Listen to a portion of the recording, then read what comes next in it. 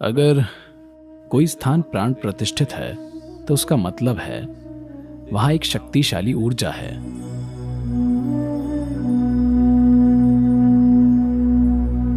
वहां आपको अपने पैरों को ऐसे खोलकर नहीं बैठना चाहिए, इससे आपको कई तरह के नुकसान हो सकते हैं।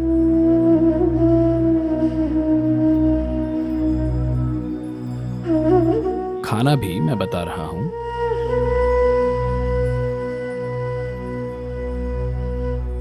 अगर आप खड़े होकर खाना खाते हैं तो ये कई तरीकों से नकारात्मक है।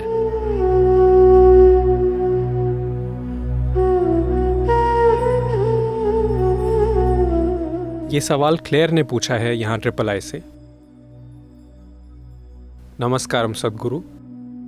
हम अपने पैरों को लिंग या दूसरी प्राण प्रतिष्ठित वस्तुओं या लोगों से दूर क्यों रखते हैं? क्या ये बस सम्मान देने के लिए होता है या इसका कोई वैज्ञानिक आधार भी है? तो आजकल वो ऐसा कर रहे हैं कुछ लोग। आप जानते हैं, पश्चिमी संस्कृतियों में जब आप किसी से मिलते हैं तो आप हाथ मिलाते थे, पर अब वायरस की वजह से वो छूना नहीं चाहते, तो कोई कोहनियां मिला रहा है, कोई पैर मिला रहा है। तो ऐसा होने लगा है क्लियर, आपको निराश होने की जरूरत नहीं है, ऐसा होने लगा है। लोग एक दूसरे के पैर हिला रहे हैं। पर क्यों? अगर कोई ऊर्जा की स्थिति हो तो आपको हमेशा पालथी लगाने के लिए कहा जाता है, ना कि उस दिशा में पैर करने के लिए। सम्मान वाली बात इसी का एक नया तरीका है। इसकी मूल वजह यह है कि आप अपनी ओर आती हुई चीजें कई अलग अलग तरीकों से प्राप्त कर सकते हैं। योग के हिसाब से हमें हर चीज जीवन के ऊंचे पहलुओं से प्राप्त करनी चाहिए। आप अनाहत चक्र जानते हैं, जो 2 त्रिभुज या ट्रायंगल का मिलन है। उसके नीचे मणिपूरका, स्वाधिष्ठाना और मूलाधार चक्र हैं, जो जीवित रहने की प्रक्रिया के विभिन्न पहलुओं से जुड़े हैं। जीवित रहना, बच्चे पैदा करना और जीवन को चलाते रहना, सभी जीवन चलाने से संबंधित चीजें। यहां पर 2 ट्रायंगल एक दूसरे को काटते हैं क्योंकि ये परमानंद है, ये आत्मज्ञान है, ये शक्ति है, ये प्रेम है, और ये भाग 2 ट्रायंगल्स यहां मिलते हैं।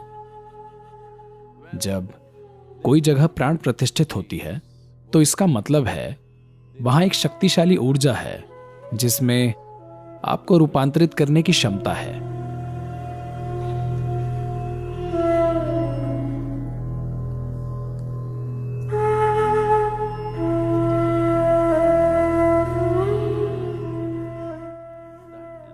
वो ऊर्जा हमेशा आप में मौजूद सबसे ऊंची संभावना से आपके अंदर आनी चाहिए। अगर आप अपने इस सहस्रार से उसे प्राप्त कर सकें तो ये बहुत शानदार होगा। इसी वजह से जब भी भारतीय लोग मंदिर में जाते हैं, सबसे पहले वो इसको खुला रखना चाहते हैं, वो इसे गीला रखते हैं। शक्तिशाली मंदिरों में, ध्यानलिंग में भी उन्हें बताया जाता है, लोग खुद को गीला करते हैं, उनका सर गीला होता है, क्योंकि वो उम्मीद करते हैं कि ऊर्जा यहां प्रवेश करेगी। ये नहीं हो पाया तो यहां की उम्मीद नहीं हो पाया तो वो ऐसा करेंगे, इस उम्मीद में कि ये काम करेगा। कुछ भी नहीं हो पाए फिर वो ऐसा करेंगे। पर वो यहां नहीं जाना चाहते, क्योंकि ये बस जीवित रहने की प्रक्रियाएं हैं। हम उन्हें बढ़ाना नहीं चाहते हैं। हम जीवन के दूसरे आयामों को बेहतर बनाना चाहते हैं, जिससे हमारा जीवन विकसित होगा। सिर्फ किसी और से बेहतर जीवन, जीवित रहना काफी है, जीवित रहना जरूरी है, पर किसी दूसरे से बेहतर जीना जीवन का लक्ष्य नहीं है। यह समय की बर्बादी है, क्योंकि आप जो चाहे कर लें, आप हमेशा के लिए जीवित नहीं रहेंगे। हेलो, आप जो चाहे कर लें, महामारी के बिना भी आप हमेशा के लिए जीवित नहीं रहेंगे। तो सिर्फ जीवित रहने की दिशा में बहुत ज्यादा निवेश करना जरूरी नहीं है। तो इस वजह से इस पूरी संस्कृति ने इस आयाम को समझा और उन्होंने समाज को एक अलग तरीके से बनाया। खैर, आज जो आप देख रहे हैं वो इसका बिल्कुल बिगड़ा रूप है, पर मूल रूप से आज भी मौजूद है कि आप जब भी किसी प्राण प्रतिष्ठित स्थान पर जाते हैं तो आप ऐसे होते हैं क्योंकि आप चाहते हैं कि ऊर्जा यहां प्रवेश करे। आप परम आनंद चाहते हैं, अगर ना मिल पाए तो कम से कम शांति और ज्ञान।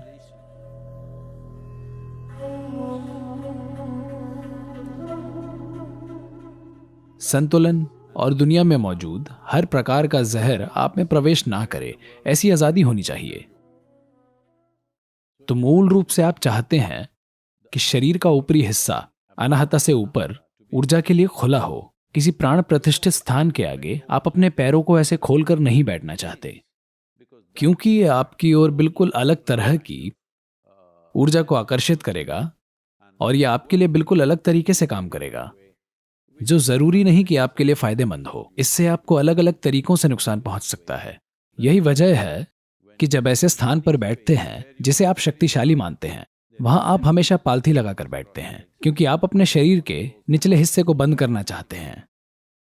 अगर आप ऐसा करते हैं तो एक तरह से आप दूसरे इंसान के लिए बंद हैं, है ना?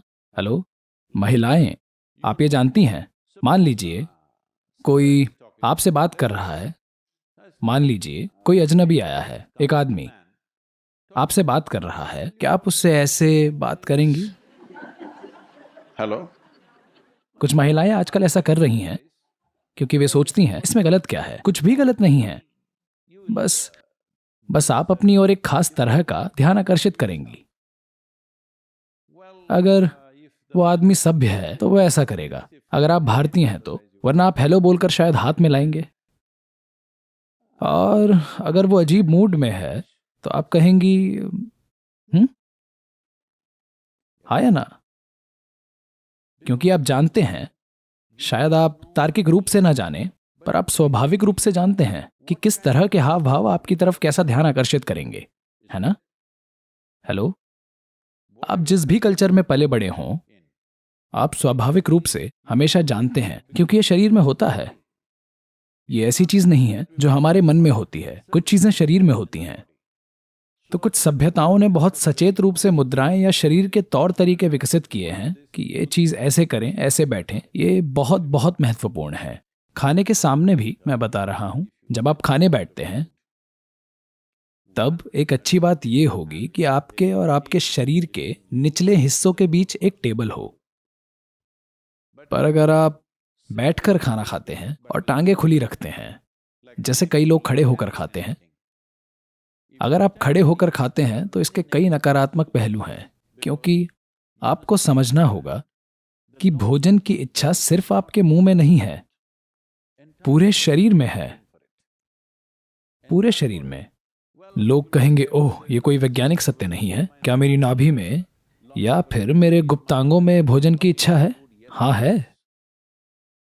शायद आप समझ ना पाए, पर शरीर के हर अंग में भोजन की इच्छा है, पर उसे इसी मार्ग से गुजरना होगा, है ना?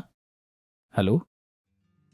इसी तरह हमारे शरीर में कई दूसरी लालसाएं हैं और उन्हें भी सही रास्ते से जाना चाहिए, तभी ये जीवन अच्छे से काम करता है, वरना आप जीवन को तोड़ मरोड़ देंगे। तो जब भी आप एक शक्तिशाली रूप देखते हैं तब पालती लगाना बहुत महत्वपूर्ण है, और भोजन भी। भोजन एक बहुत शक्तिशाली चीज है। हेलो, अगर आप 3 दिन ना खाएं तो आप समझ जाएंगे कि भोजन बहुत शक्तिशाली है ना? हेलो, ये वाकई बहुत शक्तिशाली है। और आप देखेंगे, अगर आप 3 से 5 दिनों तक कुछ ना खाएं तो शरीर की हर कोशिका भोजन के लिए तरसेगी। अब अगर यहां खाना हो तो असर बस यही नहीं होगा कि मुंह में पानी आएगा, कई चीजें होंगी। तो ये महत्वपूर्ण है कि जब भोजन आपके सामने आए तो आप पालथी लगाकर बैठे हों। पर आपने एक और तरीका ढूंढ लिया है खुद को टेबल से बचाना। ठीक है, अगर वो आपके लिए मददगार है तो। पर अगर आपको बहुत भूख लगी है और भोजन पूरे शरीर के सामने है तो ये आपके लिए अच्छा नहीं है। भोजन के साथ ऐसा होता है क्योंकि हम भोजन को एक शक्तिशाली साधन मानते हैं। जिन प्राण प्रतिष्ठित वस्तुओं और मनुष्यों में एक तरह की शक्ति है, आप कभी भी उनके सामने इस तरह से अपने पैर खोलकर नहीं बैठते, क्योंकि इससे आपके सिस्टम में एक गलत तरह की ऊर्जा जाएगी। मैं पूछ रहा हूं, क्या शौच करना अच्छा है? हेलो, मैं आपसे एक सवाल पूछ रहा हूं। हाँ, पर शौच आपके शरीर के एक विशेष हिस्से से बाहर आनी चाहिए। ये कहीं और से निकले तो भयानक हो जाएगी, है ना? हेलो। इसी तरह भोजन एक विशेष तरीके से अंदर जाना चाहिए। अंदर जाने वाला भोजन सिर्फ भौतिक भोजन नहीं है। भोजन कई तरह से आप में जाता है, क्योंकि पूरे शरीर में ये काबिलियत है। मुझे आपको अपना अनुभव बताना चाहिए। जब मैं बिजनेस करता था, तब हमें किसी बिजनेस समझौते में एक बड़ी सफलता मिली थी। तो जहां भी संभव हो, मैं हमेशा प्रकृति के बीच रहता था। मैं ट्रैकिंग, मोटरसाइकिलिंग करता रहता था। पर मेरा साथी एक बढ़िया शहरी लड़का था। तो हमने तय किया था कि हम एक ऐसी जगह जाएंगे जहां एक तालाब हो, एक बांध हो और एक बड़ी झील भी, और कुछ छोटी पहाड़ियां। हम वहां गए और हम सब तैर रहे थे। तैरने के बाद भी मैं अपनी तैराकी के कपड़ों में ही था। मैंने सोचा मैं पहाड़ी पर चढ़ता हूं। गर्मी के महीने थे, सब सूख चुका था। तो मैं पहाड़ी पर चढ़ गया। अब मैं कभी कभी सोचता हूं, इन दिनों मैं जहां भी जाता हूं, हर किसी के हाथ में पानी की बोतल होती है। उस समय मैं दिन रात घूमता रहता था। मेरे पास पानी की बोतल कभी नहीं होती थी। हम बस ऐसे ही मैनेज करते थे। तो मैं पहाड़ी पर चढ़ गया और उस गर्मी में बिना कपड़ों के मुझे बहुत पसीना आने लगा। पर आपको पता है, मेरी समस्या यह है कि मैं आधे रास्ते से वापस नहीं मुड़ता। तो मैं ऊपर शिखर तक जाकर फिर नीचे आना चाहता था। मैं ऊपर गया और नीचे आते आते मुझे लगने लगा कि मेरी जीभ फूल रही है और मेरा दम घुट रहा है। मैं इस कदर डिहाइड्रेटेड हो रहा था कि मेरी जीभ मेरी सांसों में रुकावट बन रही थी। मेरी हालत वाकई खराब थी। मुझे पानी की कम से कम कुछ बूंदों की सख्त जरूरत थी।